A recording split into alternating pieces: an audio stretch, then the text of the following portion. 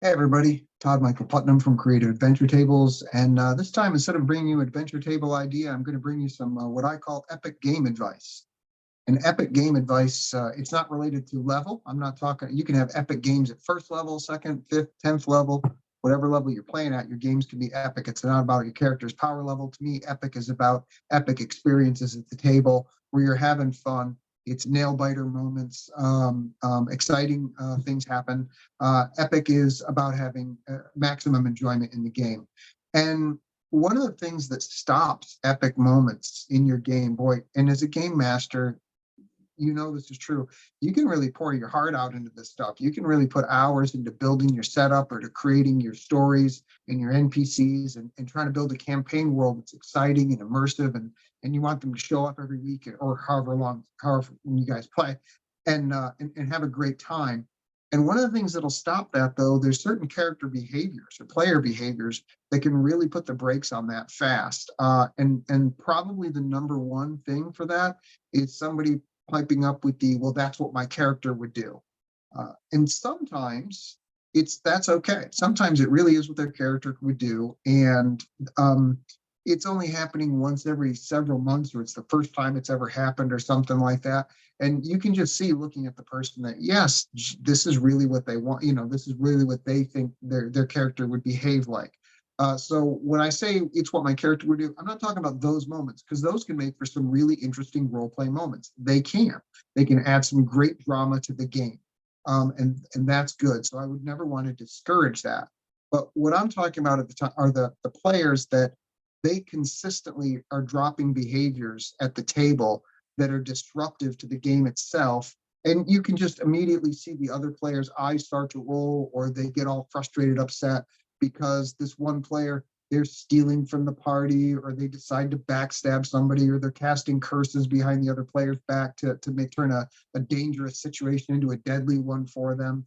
Or the other players need them to do something, and they decide they're going to extort the entire party and say, well, if you don't give me all of your gold right now, then I'm not going to cast the rope trick spell, for anyone but myself, or whatever.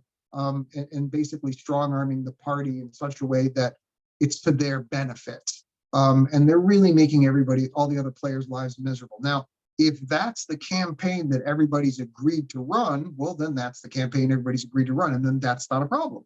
That's okay if that's somebody agreed to do. But if that's not the campaign that you have been running, and this kind of behavior is cropping up on a regular basis, and you find it's disrupting the fun of your other players, that can really be a very serious detriment to your game, and potentially it can end a campaign. Real quick, just the players, you know what, they have spouses, or they have significant others, or they may have kids, they probably have jobs, whatever it is, they have other things in their time that they can be doing. But instead they chose to dedicate this time to coming to your house or to the game store or wherever it is that you guys play, and all they're asking for in return is to have a fun time. And if that fun time keeps not happening because one particular player keeps disrupting the fun, one or more players keeps disrupting the fun, then eventually they're just going to stop coming. And they're just, no matter how great the campaign is, if they don't enjoy the interactions with the other players, it can be very disruptive to your campaign. And so these are going to be three different things that you can do to deal with a player who's perpetually saying, well, that's what my character would do, and it's very disruptive to your campaign. And the first thing that you would do, that I've been recommending this for years, is to create what I call a framework of expectations. And a framework of expectations is basically a piece of paper. You can type it up, or you put it on your computer, or however you want to do it. I do it on your phone. That basically lays down the expectations of what the campaign is going to be. There's going to be certain basic things on there that I put in. What kind of game system are you going to run? You're running Pathfinder, you're running 5th edition, or you're running Shadow Dark, you're running Dungeon Crawl Classics. Whatever game system you're going to run, have that on there. Whatever homebrew rules you're going to use, make sure that that's on there, that kind of stuff. But in addition, you also want to have behavior rules at the table, and also any rules that you want to put in as far as what characters are or aren't allowed to do. So behavior rules might be how often somebody has to show up. If somebody hasn't shown up for 5 games in a row, and it's without excuse, each time, then the game masters, you're putting forth saying, okay, I have the right to open that seat to somebody else who's going to be a more consistent player if you're not able to make it on a regular basis, or provide me a timeline for when you will be able to make it on a regular basis. But you can also put in this stuff for about character behavior to the topic at hand, where you can place them there and say, look, player versus player, and this is just an example, player versus player is not allowed, for example, meaning you can't stab or cast spells or harmful spells on other players. This is a cooperative game. Again, if you're running a player against player, player versus player type campaign, then all that may be well, and none of this is a problem. The angst and the frustration between the players, if that's the game that everybody's decided they want to run, well, then that's great. There's nothing wrong with that. I'm not downplaying that in any way, shape, or form.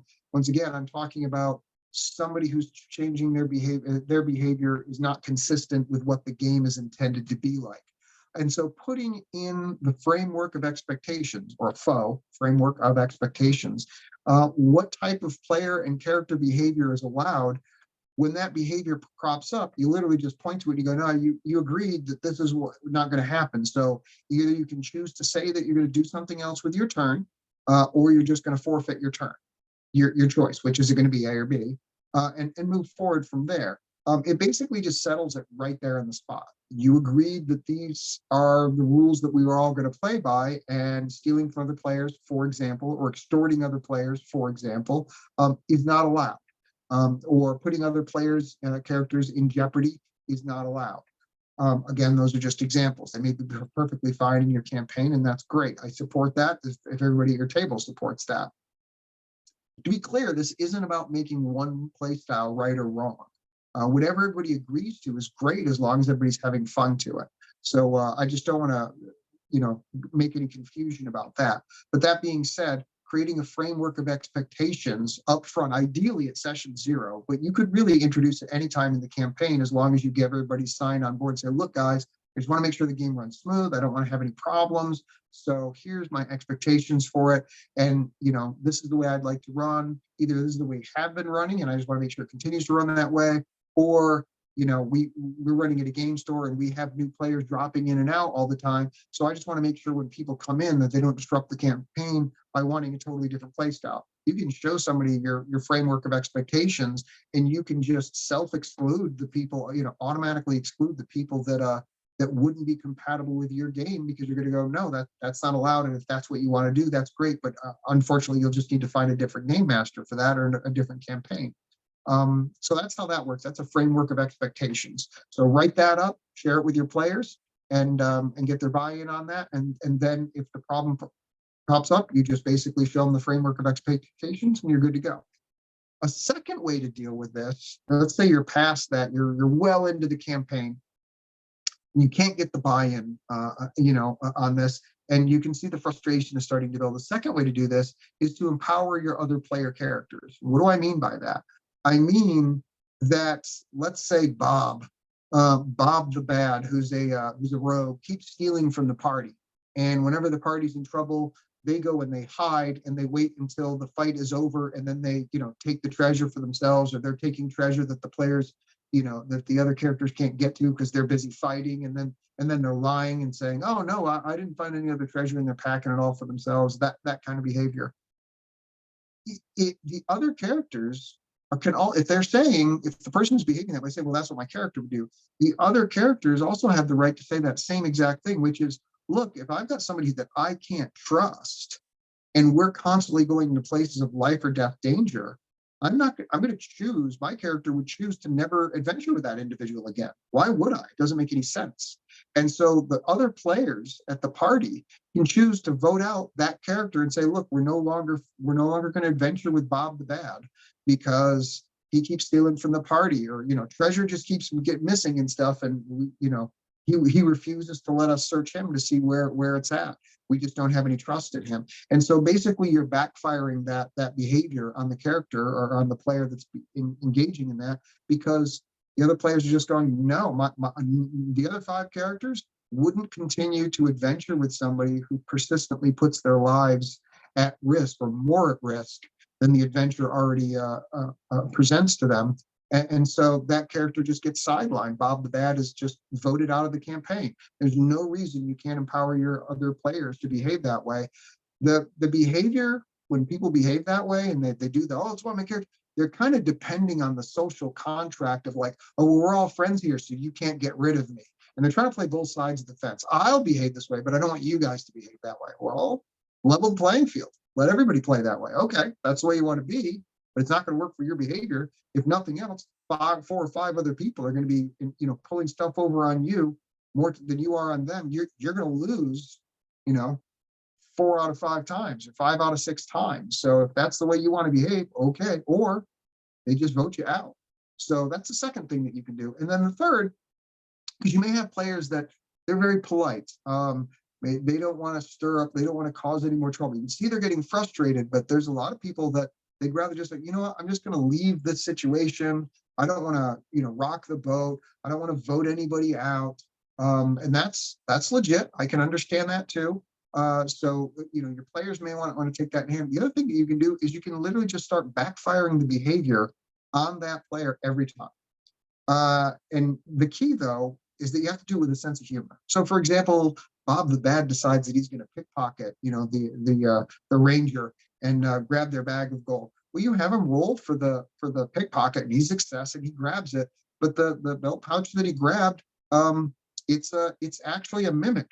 And it attacks their hand and starts chowing on them. But it's got to be funny, so it makes like little Chihuahua rabbit sounds, as it's ripping away on their hand and stuff. And of course, they're yelping in pain now.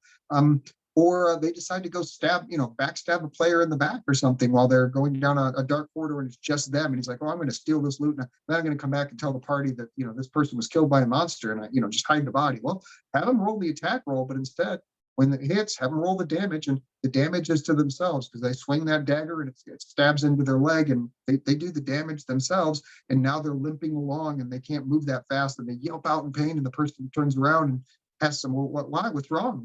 What happened? Are you okay? So a lot of people, they might be like, I don't think so. You're taking away player agency when you do that. In fairness, they're taking away player agency when they're backstabbing other players all the time because they're depending on cooperation. If that's the time campaign that's been being run all along, and then this person is trying to undermine them. I would rather have 4 happy players than 5 miserable ones. And one of 2 things is going to happen. If you make it funny, and that's the key, it's always got to be funny. It does some damage, but you got to make some funny, it backfires on them. But when they grab the belt pouch or whatever, it's actually got some gelatinous cube that's in there that starts dissolving their fingers, right? Or dissolving the metal on their rings or whatever the rings on their fingers or something like that. It has to be funny. One of 2 things is going to happen. Either they're going to get the hint and they're going to be like, okay, I'll stop doing it because it's not, or they're just going to realize, okay, this is not the game for me because I'm not being allowed to get away with the stuff that I want to get away with that's annoying everybody else. And honestly, if that behavior is happening consistently, and this is not always the case, but often the case is if that kind of behavior is happening consistently, the reason isn't because that's how their character would behave. The reason is because they're trying to make the game entirely about them. They know that behavior is going to spark frustration in the other players. They know that there's probably going to be an argument, or people are going to be upset. Everything's going to devolve into that, and then suddenly it's all about them. And for them, that's the fun of the game. It's not everybody that's that way, but there's often, that person that's just how they enjoy the game. In fact, one of my good friends that I game with all the time, he was running a game, and this very thing happened. This one of the players was just making everybody have a nightmare by the way they're behaving. And he had told everybody, secretly afterwards, and I guess on a Facebook Messenger individually, and everybody's like, "Oh, it was awful. It was terrible. I hated that session. It was, nothing but arguing stuff." But the person was like, "That was the best game that I ever played. That was great. I loved it." Well, this is a case of somebody who wants an entirely different style of gameplay. They want a gameplay that's all about them. They're the center of the universe. That they get everybody's attention. And again, that's not actually necessarily wrong. I'm not actually making that person out to be wrong. I'm just saying that behavior is not compatible in all likelihood with the game style that you and the other players are wanting to play. And that's really what this is about, is trying to either meld it together so that everybody's playing in a way that is the type of game that you want to run and that the majority of players are interested in experiencing, or the individual decides this isn't the right game for them and they peel off. And the last option for doing that, in my opinion, is to just have that bad behavior backfire on them every time. Let them roll. That's fine, but the impact is always going to be on them. And eventually they're gonna self-serve their way out. They're either gonna find a new game or they're gonna stop the behavior. Either way is a win for your campaign. Again, you work so hard in order to create your campaigns that you don't want one individual that's going to just destroy it. And again, I would recommend the others first. First, do a framework of expectations. That's absolutely hands down the best way to do it, because then that just stops it. Here you go. This is what you agreed to. You said you're not going to do this behavior. Done. So there you go. The second is to empower the other players by letting them vote players out, or begin to say, okay, well, if this is the way that they're going to act, then I'm no longer going to adventure with that individual, that character, and that character gets voted out. And the third is to backfire the stuff on the individual. So those are three ways that you can stop some of the muck that upsets an epic campaign and keeps the focus on the adventure itself. I always say that the drama should be about the adventure and not between the actual players. And this is three different ways that you can do to make sure that that happens. Thank you so much for watching, and I will see you guys next adventure. Take care. Bye.